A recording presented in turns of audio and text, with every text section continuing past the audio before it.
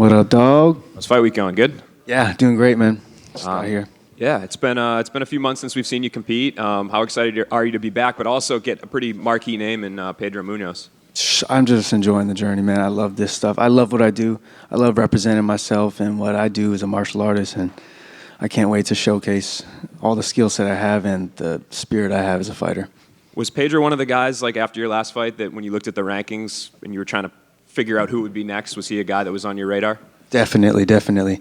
Another tough dude that's got so much accolade, so much skill set, and a lot of time and experience in the game. So that's just it's just another opportunity for me to literally just be the best version of myself.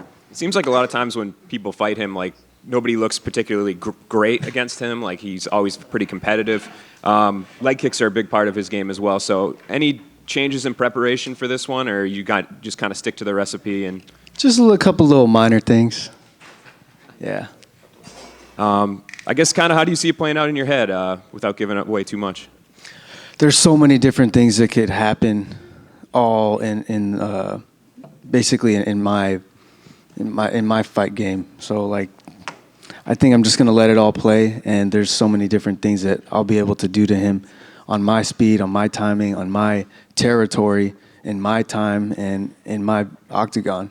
And I just need to make sure that I'm there, and that's my job. Is it cool to share the card with Sean as well? Yeah, definitely. That's it's been a long time coming, man. I met that guy up over 10 years ago, and it's cool to see all of us, everybody's just get into that next level and see him headlining as the UFC champion, you know, and he's set a very good example, and I love it, dude.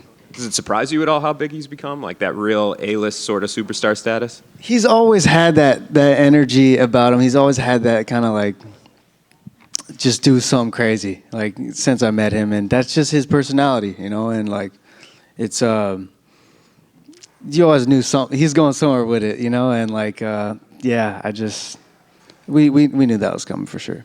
And I guess we see him with the hair and his persona, and you know he's great at talking. But as somebody that has to go to work with him and train with him and you know have a personal relationship with him, I guess what kind of guy is he behind the scenes when the lights aren't there? Super genuine, very smart, very calculated.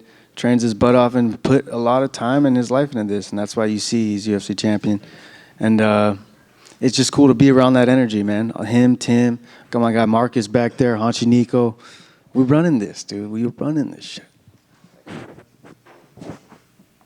Obviously, going along with that, you sharing the card with Sean, how were the emotions like at MMA Lab going into this fight week?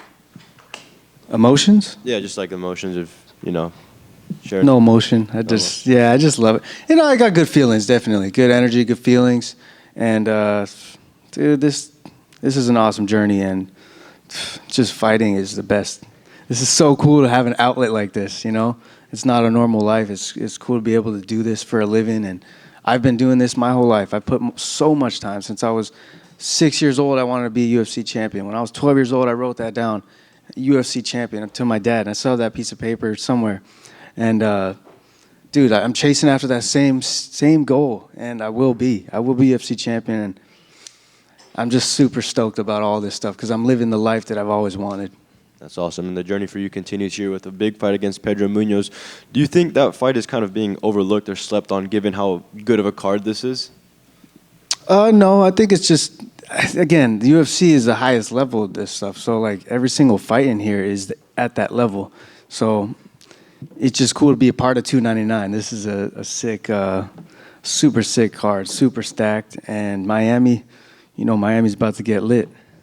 Most definitely. And your opponent, Pedro, he's fought both of the guys fighting in the main event. So obviously the Sugar one was an unfortunate ending for both guys. But what did you make of his fights with O'Malley and Cheeto? Similar with the ranges a little bit. Speeds are a little bit different. But yeah, the body type, kind of a kickboxing match, playing with the range. But even my fight with him and Cheeto's fight with him and Sean's fight, it's 3 different fights, but it's kind of similar. Same, you know. Yeah. Front right here. Yo, there he is. Got the new blowout haircut.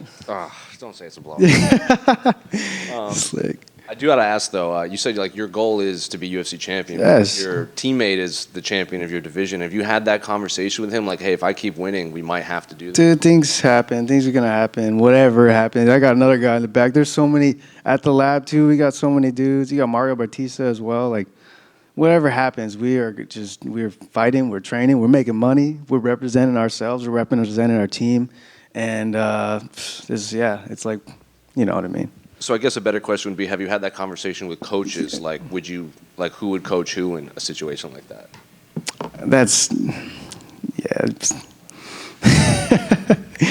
We'll see. We will see. That's not, yeah. And just last one for me. Do you feel like the forgotten man in this division, considering like you have the winner? Hell nah, bro. I look in the mirror every day. I ain't no forgotten man. I wake up. It's me. Ain't nobody else. So that's why there's no forgotten man. Same with you. You guys wake up doing what you do, and you love it. That's the only life. And you're the one in that shoes. So that's what I do. That's it. What about one for me? All right, guys. Thank you so much.